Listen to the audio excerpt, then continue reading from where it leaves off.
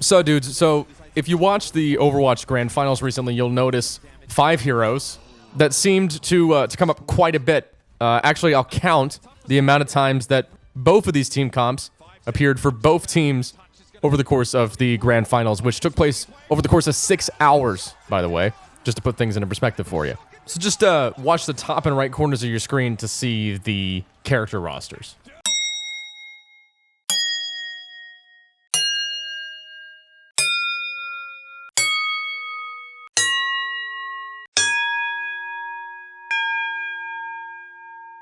Now, if you watch a lot of Overwatch League, you're probably not too surprised by this. It's very common to have hero locks like this in Overwatch League, but I still think it's cool to talk about, so I'm going to explain what's going on with this sort of super mobile kind of dive comp that is so popular in competitive Overwatch right now. Before we get into it, I want to thank the sponsor of this video, Keeps. The background looks a little bit different because I just moved all of my stuff down to the den of my house. Obviously, there's still some work in progress to be done, but that's why. Basically, Keeps is a service that helps men keep their hair, and they can do it all from the comfort of their computer desk, which is super convenient. 2 out of 3 guys are going to experience some form of hair loss by the time they reach age 35, so it's a lot more common than you think. Keeps helps you get in touch with people that know what they're talking about, that give you a personalized treatment plan. It doesn't just include things that you get to actually keep the hair on your head, but also includes things like shampoos and conditioners produced by Keeps themselves. Keeps also maintains an open line of communication with you throughout the year via unlimited messaging. Hair loss stops with Keeps. To get 50% off your first order, go to keeps.com/Gregor at the link in the description. That's keeps.com/Gregor. And thanks again to Keeps for sponsoring this video. So everybody's talking about her, so I'm going to start off with Sojourn. Sojourn is pretty much the best DPS in the game right now. It's not really something that a lot of people find to be a controversial statement. She has everything. She has great mobility with the ability to get to high ground and dash in and out of gunfights. She has a CC ability with her orb.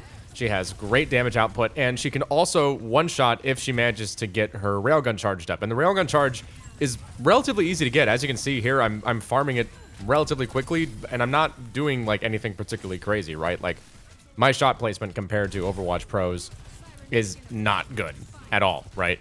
You watch this gameplay and then you compare it to what's going on in Overwatch League, it's completely different. And if you watch enough Overwatch League, you'll realize how freaking powerful that right click can be, because it can one-shot squishes. It can one-shot 200 health characters. And so that ability to just open up the team fight, you never want to put a mechanically skilled player on anybody else, right? Because you don't want to get rid of that advantage. That advantage to be able to completely sway the team fight in a different direction just by clicking on someone is pretty freaking powerful for a DPS. Obviously, Widowmaker can do that, but she has a very limited sort of environment in which she works. Sojourn can pretty much do everything, and one-shot squishes like Lucio, other DPSs, other healers. That right click is pretty much the most powerful part of her kit.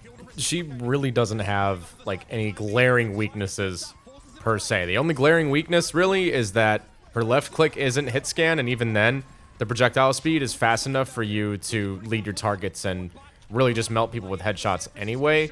Plus, that snare ability with the orb allows her to more easily set up fights with her ult, which is basically just a supercharged version of her right click, and it goes through enemies. So you can pretty much just melt entire death blobs of opponents with right click. Sojourn's just really freaking good. And I think if she's going to get a nerf of some kind, which I have no doubt will eventually happen. I don't think she's going to get hit with the nerf bat, like, just get completely obliterated.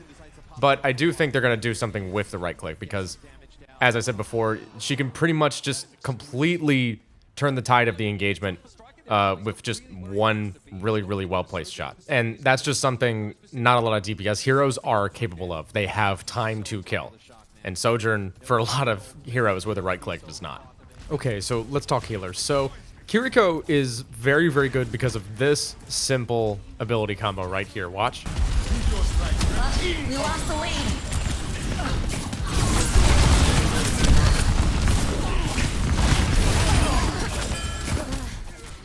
That right there is why Kiriko is picked as much as she is. And also, I forget where the Doomfist is positioned here, and he lets me know that I am not paying attention, and it's okay because we have a Mercy res. And if I didn't protect this Mercy, then we wouldn't have the res. So, you know, was it really all that bad? I don't know. You be the judge. But yeah, basically, Kiriko has the ability to cleanse anti-heals, put up an immunity field, give a little bit of a health boost too. The Suzu is just really freaking strong. Here I use it to save myself from a diva ult. But her ultimate Kitsune Rush is basically just a big raid buff, and it speeds up the animations and firing rates of all of her teammates. So you're gonna notice Finn on the Kiriko for the shock here do something you might not usually see on most healers. Still a little bit unsure about how to have a consistent defensive hold with this setup. Okay, Finn. So what Finn's doing there is he's farming right-click headshots to get the Kitsune Rush ult up faster. Kiriko can do that because she can teleport back to her team, even if she kind of quote-unquote overextends a little bit. You can't really overextend with Kiriko, right? You can't really get caught as easily because she can just teleport through buildings back to her teammates, back to safety. And then when she activates the ult, it can have a huge sway in the team fight. Watch what it does to the Reaper shotgun fire rate. I mean, it's literally like bam, bam, bam, bam, bam, right? As opposed to bam, bam. I mean, that pretty much almost doubles the damage output. That's massive. Now, I don't know why the shock didn't pop their sound barrier on Lucio earlier, because eventually the fuel popped their sound barrier, and then they popped their Kiriko ult. So you can see how that sort of gameplay loop works. You want to start the team fight towards the back like a typical healer. Once it gets a little bit safer, push up towards the front line, farm some of your ult. Maybe you can overextend, you know, quote unquote, just a little bit, but when it gets too hot, teleport back to the team and rinse and repeat that cycle. You really shouldn't be farming deaths for the enemy as Kiriko. She's too mobile for that. She has too much escapability. You don't want to rack up easy picks for the enemy team. You want to be mobile, fast on your feet. You want to play safe, and you want to keep that teleport available to get out of sticky situation. Okay, so I'm going to talk about the other DPS Reaper. So I don't know how many of you played Total War. I don't know if this analogy is going to land, but I'll give it a shot. So if Sojourn is like the spear infantry, Reaper's like your cavalry. Okay, obviously, in the context of that analogy, cavalry on horseback is faster than typical infantry on foot, but Reaper's job is basically to apply as much pressure as possible to isolated targets and basically to screw with the enemy. It's going to screw with their positioning. It's going to screw with their attention. He basically kind of opens up the avenue for the rest of his team to take the fight because the enemy is going to be focused on him instead of the Sojourn, instead of the tank. And Reaper can get away with this because he has a lot of survivability and he has a lot of escapability. He can take engagements and get away from them in ways that the Sojourn can't, right? The Sojourn has to stay in the front line because if she tries to pull off these kinds of flanks, she's going to get focused down really quick. She doesn't have that Wraith ability. She doesn't have a teleport like Reaper does. She only has that slide and jump. And that's good for getting into combat, and it's good for getting out of combat, provided she isn't too overextended. Right, so Reaper doesn't have to worry about that as much. He's much more self-sufficient in that regard. And he can also fight in the blob, too, because he has that self-sustain from the shotguns. Don't forget, Reaper's really good at assassinating squishy targets that are out of place, but he's really good for getting rid of tanks, especially if he is aided by the Kitsune Rush, right? Because the rate of fire gets faster, so that also helps his healing. So he's great for flanking. He's great in the blob. His teleport means that he can be anywhere where he needs to be, provided that the player is managing the cooldowns correctly. And that really helps a mobile, aggressive composition that's particularly built by, you know, Lucio, Kiriko, Sojourn, Winston, right? He's like that very much needed X factor when you got the four players that are trying to kind of like make this play, and it's like, okay, we're just kind of going back and forth and doing chip damage to each other. Reaper can take the initiative and start to open things up, especially with that ult. So Lucio, it's hard to get footage of in Overwatch League just because the observer seems to be very fixated on the POV of the Sojourn player. But you can see here on this tower what you're basically going to be doing with Lucio. You want to wall ride a lot. You want to make yourself a really difficult target to hit. You want to take advantage of that small hitbox, that fast-moving hitbox, heal your teammates, and then harass the enemy with a little bit of damage output to farm for your big, giant healing ult. Not to mention with that knockback pulse, he can play a positioning game with the enemy. He can push people away to keep his teammates safe, or he can push enemies into unfavorable situations to make them easier to pick off. So Lucio really, really works in this very mobile, very aggressive sort of comp for obvious reasons, right? He can heal without a lot of mechanical input, and he can harass the enemy with damage and the knockbacks. I think it's important to at least pay attention more to the positioning game with Lucio, because he's not really going to be getting a lot of crazy picks. But what's going on with Lucio is that obviously he's very mobile with the wall riding. He has a lot of ways to traverse the map in ways that other healers don't, which is really, really useful for a mobile team composition like one that's in part pretty much centered around the Winston, right? So what Lucio can do is he can harass enemies, keep that healing field around him while he's moving around, and he doesn't have to have any mechanical input aside from that occasional E for the health boost, right? As long as he's in the area, as long as he's just kind of standing around doing his thing, he'll provide heals. And he can shoot back, he can jump on walls, harass enemies, push them out of places where they want to take fights.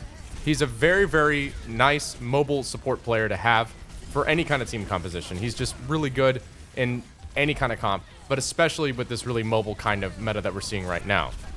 The ult is super duper straightforward, but it's a very powerful ult. He gives a huge health boost to his teammates, and with this on the board, it's a difference maker. All right, so the man of the hour, or the ape of the hour, Winston. So Winston's in a really good spot right now. He's extremely versatile. He's a very decent damage dealer.